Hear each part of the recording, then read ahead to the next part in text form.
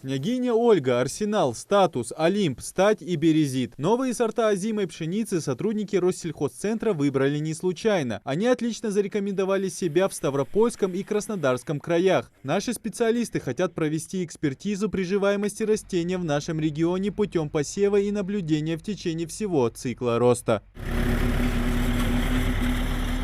Землю под нужды Россельхозцентра выделил КФХ Хашагульгов. Всего планируют засеять 7 гектаров. Схожесть, масса и влажность, абсолютный вес, жизнеспособность – основные показатели, по которым подбирают семена специалисты. Первичную апробацию озимой пшеницы сотрудники Россельхозцентра уже провели. Сейчас дело за протравливанием и можно сеять. Вообще, прежде чем высеивать, вот подошли наши партии наших семян, кстати.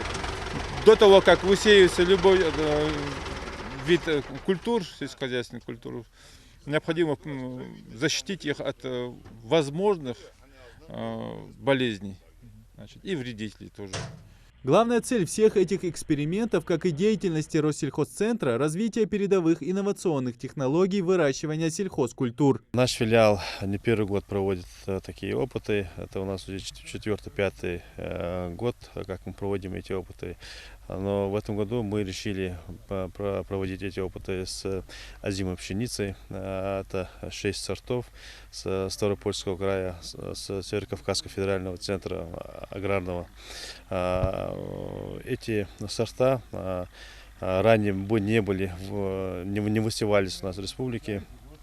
И будем смотреть, как они себя покажут в наших условиях. После засеивания предстоит долгий процесс наблюдения за поведением ростков. Каждые 2 недели агрономы будут фиксировать уровень и скорость роста, а также цвет семян. А следующей осенью сотрудники Россельхозцентра планируют провести расширенное совещание с представителями всех КФХ Ингушетии. По окончании этих опытов в следующем году провести семинар совещаний с нашими сельхозтоваропроизводителями, чтобы они